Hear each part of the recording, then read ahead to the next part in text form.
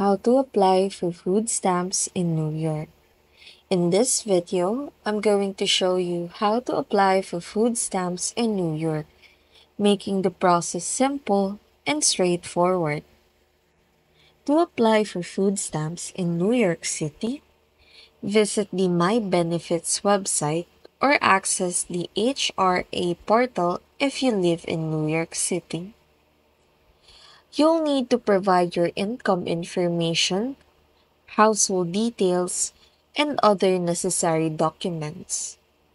You can also apply in person at your local Department of Social Services.